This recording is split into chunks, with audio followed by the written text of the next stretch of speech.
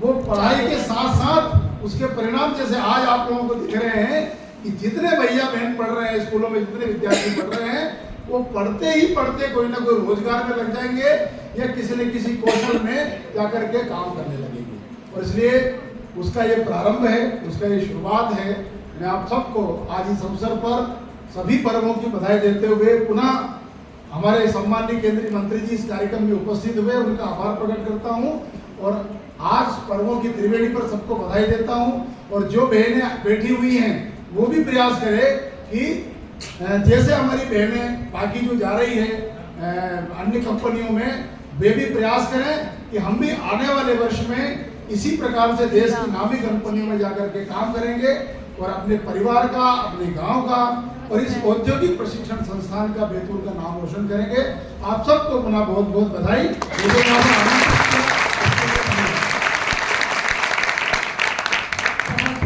धन्यवाद महोदय। अब मैं आमंत्रित करती हूँ आज के हमारे कार्यक्रम के अति विशिष्ट अतिथि माननीय श्री गजेंद्र गौतम जी को कि वो इस अवसर पर मार्गदर्शन एवं आशीर्वाद स्वरूप 2 शब्द कहें।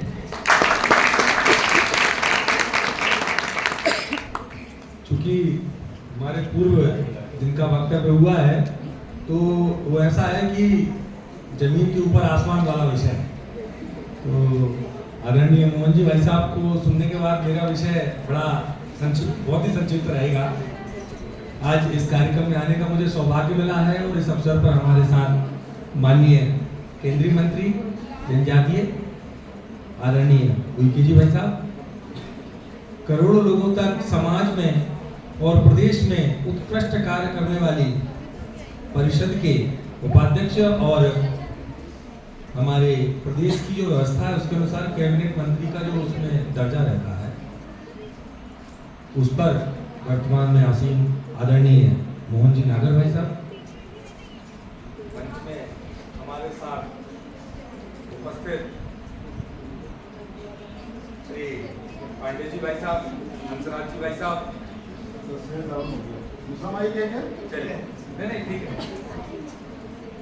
आदरणीय विवेक जी, रज जी भाई साहब, जितेंद्र जी और हार्टफुलनेस के इस विषय को यहाँ तक लाने के लिए जिन्होंने काफी मेहनत की है और आप सब लोगों को जो ब्रिज का कार्य किया है, जैसे हमारे हेमंत जी भाई साहब और यहाँ सभी लोग बैठे हैं। हमारे यहाँ श्री रामचंद्र मिशन में परिचय की परंपरा थोड़ी कम है, तो मैं आगे नाम नहीं लेना चाहूँगा।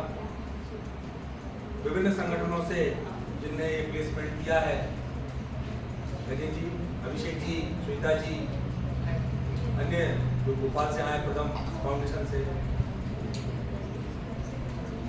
हम सब लोगों का ध्येय क्या है? हम सब लोगों का ध्येय है भारत माता का परम वैभव। हम सब का जो उद्देश्य है, यानी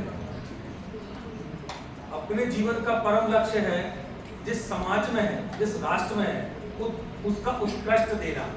खुद के लिए करना बहुत आसान है, लेकिन जब हम समाज में करने जाते हैं तो आपके भीतर का जो ऋषि है वह आपको कार्य के लिए प्रेरित करता है। और ऐसे मंच पर आसीन सभी महानुभाव इसके उदाहरण है। मुझे बड़ा अच्छा लग रहा है और मैं बड़ा सौभाग्यशाली हूँ कि आप सबके साथ इस पद पर उपस्थित हूँ जब हाथ में रोजगार हो। आज के समय का दुर्भाग्य मान लीजिए या आज के समय की समस्या मान लीजिए, विगत कई वर्षों से हमारे रोजगार को व्यवस्थित रूप से प्राथमिकता दी ही नहीं गई। भारत कृषि प्रधान देश है, भारत की अपनी मान्यताएं हैं, लेकिन हम किस तरफ दौड़े हैं?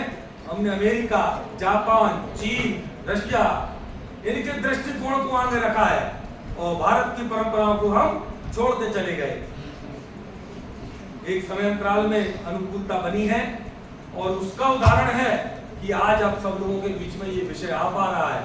और मेरी हृदय से इच्छा है, यहाँ मेरी प्रिय बहनें बैठी हुई हैं, मैं ईश्वर से प्रार्थना करता हूँ कि इस संस्था में कदम रखने वाली प्रत्येक बहन के हाथ में रोजगार।